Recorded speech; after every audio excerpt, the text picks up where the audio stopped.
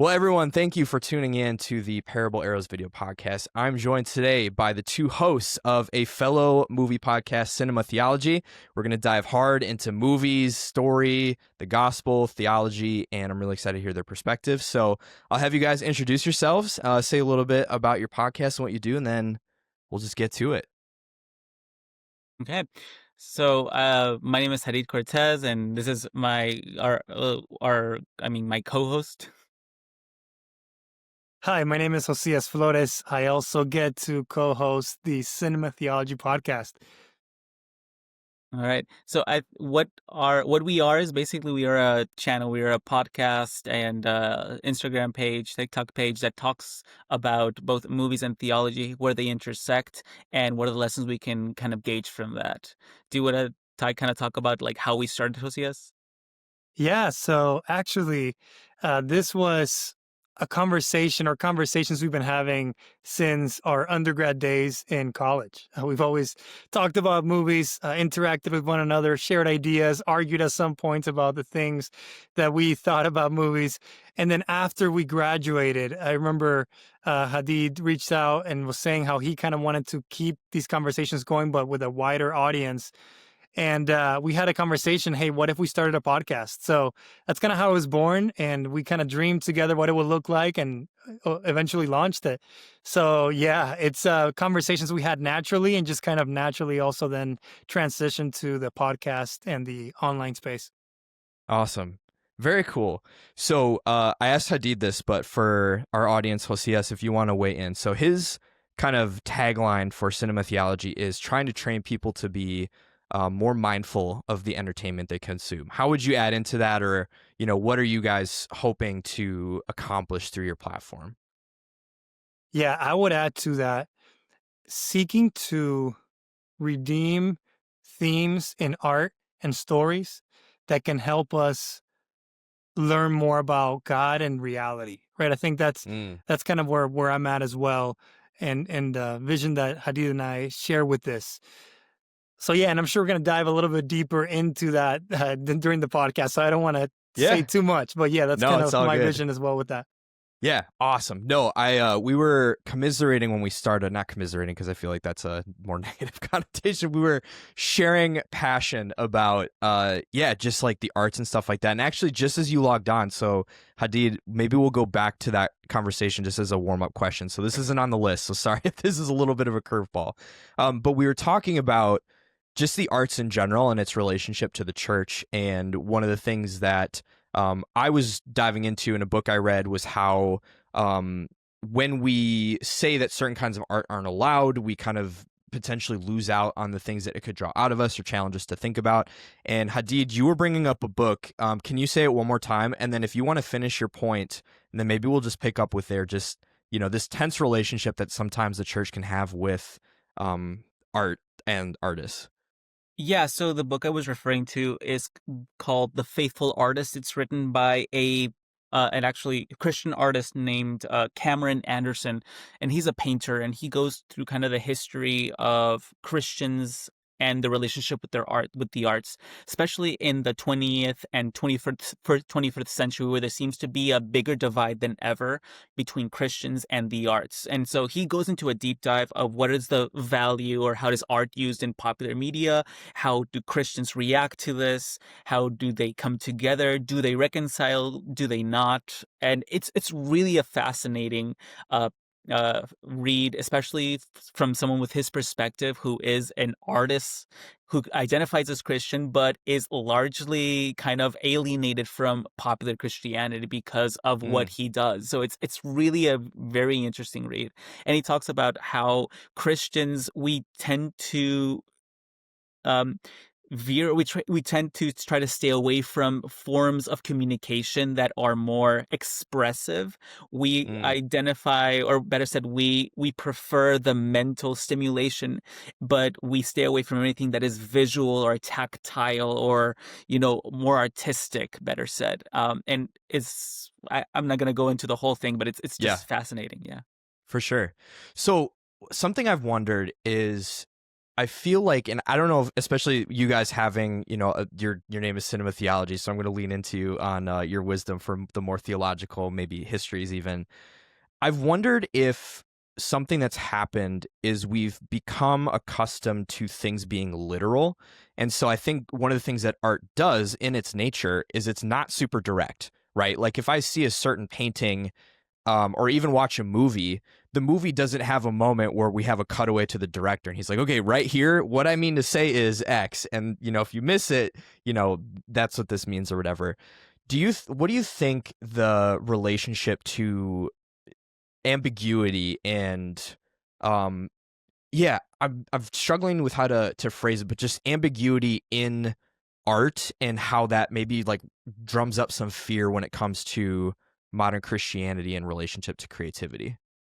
Can I speak to this for a second? Yeah, go for it. I think this difference is not something that is embedded into the roots of Christianity, even though Christian communities may feel that way today. And what I mean by that is, there is poetry in the scriptures, right? There's different types of artistic expression in the writings of scripture, and it's not always very direct either. You have to read between lines in some situations, or you have to understand context. And the more it's amazing, and something I've enjoyed in my study of theology going deeper is the more you go in depth, the more themes that kind of come across, the more dimensions to the story that you see and to God that you see. And it's not all direct right there. And so I can think of multiple examples in the Gospels, for instance, where what seem to be throwaway details are given in the story of Jesus. And when you kind of dive deep and you go into the historical context, when you go into the Old Testament in that context, you realize, oh, there's so much more here that the author was trying to say. So anyway, I find that something to be then a misunderstanding then. Christianity is logical or very direct. That's not the case. Mm-hmm. The Bible is not that way, and our Yeah. Christianity isn't that way either. Yeah. So could you guys point me to when was the moment? 'Cause, we're here in the States, and I feel like, especially right now, just with everything that's been happening in the world, we're seeing a lot of theological ideas play out, some of which are not healthy. And I think something that I've noticed is that if we expect things to be super direct and super literal, one, that keeps us from having to do some of the digging. So like you said, Josias, I love that idea of like when we dig deeper, like there's joy in the work of excavating some of those themes. But our modern entertainment isn't really designed to get us to behave that way. And so, I think of like how just how inundated we are with like so much stuff versus if you have like one or a couple pieces or core literature, you're pouring over it, or like your words have to be really intent. So how do we, and if this aligns with your mission, I'd be curious to hear how you guys are practicing that in your discussions. Like how do we be more mindful, to Hadid's explanation of cinema theology? Like how do we be more engaged with our souls and our spirits when we consume modern art, even though it's maybe not designed the way that biblical poetry was, at least in terms of like how we're consuming it? I don't know if that makes sense. How can we be more mindful in how we consume media and entertainment? That's the question, as I understand it. Yeah, and I think underneath that, given that the ways that we are presented to consume that media and entertainment actually might be bad for us, right? Like if I go and I watch a movie on HBO, well, like 30 seconds after it's done, it's like, hey, here's 5 other movies you might like. And after I watch the next one, hey, it's just like, there's no sitting or like thinking of the Psalms, that there's moments where like Selah, where you're supposed to like sit and like meditate in between the different stanzas of different Psalms. So how do we shift our brains to engage art more intentionally when how we're being encouraged to engage it is more consumeristic? Maybe that's a clearer way to ask that. That is true, because we live in an age where, you constantly need that, that stimulation. Whether, you finish one video, you scroll up or you swipe, and it's in a constant barrage. And it sometimes feels like we can't really sit to think about that. And I think that's the main thing. Learning to be still and sit and think about something, just having that ability to reflect is very important in today's age, because it is rapidly, like, we're rapidly running out of options to do that, just with so many things that we got going on. And I think that is something. And also, like, I think the way that we think about entertainment or even social media is that it is a distraction from everything else. So when we're in school, when we're at work, we're actively thinking. We're supposed to be, locked in. But so we go home, we put on a movie, we scroll on Instagram, we do all these different things, and that's the moment where we turn our brain off. And we need to recognize that even in these moments where we're supposed to turn our brain off, we are consuming stories, we're consuming worldviews, we're consuming ideas that, if we're not careful, if we're not thinking about this, they will seep into our subconscious. They will affect us in ways that we might not even realize. So that's why I think we need to learn to just be still and reflect on what we are consuming, whether it's, entertainment, whether it's like lectures at school, whether it's whatever you're listening to your favorite influencer on social media. We need to learn to be still and reflect on these things. And I think part of that is also being very clear and being very well-founded in your own ideology. And for Christians, that should be being well-founded in the Bible. It's reading your Bible. It's sitting alone with the Word. It's prayer. It's spending daily devotions with God, so that you have a launch pad from where to engage with these different forms of media. So that's how I think about it. Yeah, I like this idea of being still, and I've really resonate with what Hadid is saying here. I think for me, there's two questions that guide my thought about engaging with different media and different content.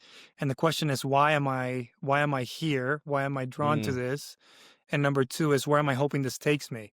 Right? If mm, if I'm here because I'm yeah. trying to escape from my own reality, uh, instead of coming closer or learning more about reality or seeing different points of views on reality, then already tells me, that my starting point is potentially flawed. And I think that kind of leads to what you were sharing, binging or moving on to the next thing, because the idea is not, I want to understand more about the human experience and maybe what God is trying to tell us in our human experience, but rather I'm trying to avoid thinking about something or avoid a certain feeling that I'm having. And already that says something about my engagement. And then where am I trying to go? Again, if my ultimate goal is I'm trying to avoid reality, then I think that could be a potential problem, at least for me. So the starting point and the ultimate direction really shape personally why I try and how I try to engage with different content.